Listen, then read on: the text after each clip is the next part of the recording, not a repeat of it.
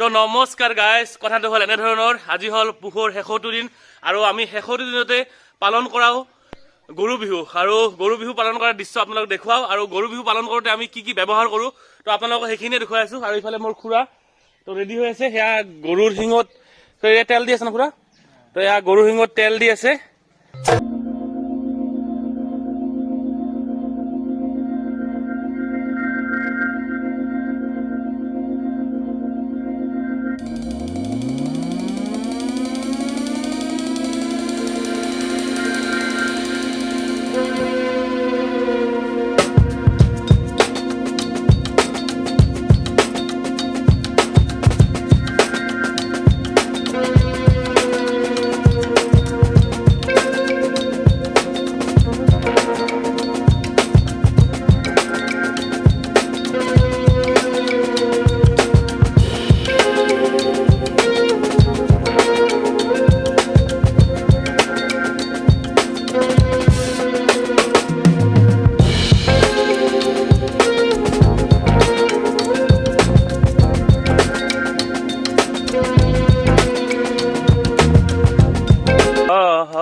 যা যা আজি বেলা যা, ভালকে ঘৰত আহিবি, বঢ়িয়াকে ঘৰত আহি ওলাবি সন্ধ্যা যা।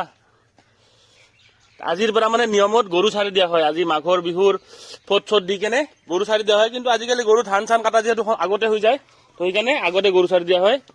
তো যিয়ে নহওক আৰু তো গাইজ, সেনেকৈ পালন কৰা হয় গৰু বিহু। আৰু আজি যিহেতু গৰু বিহু, কাইলৈ মানুহ বিহু আৰু কাইলৈ মাঘৰ 1 তাৰিখ। তো আপোনালোক সকলোলৈকে মাঘ বিহুৰ শুভেচ্ছা জ্ঞাপন কৰিছোঁ। আপোনালোকৰ ঘৰখন সুখে শান্তিয়ে ভৰি পৰক তাৰে কামনা কৰিছোঁ। আজিলৈকে বাই বাই।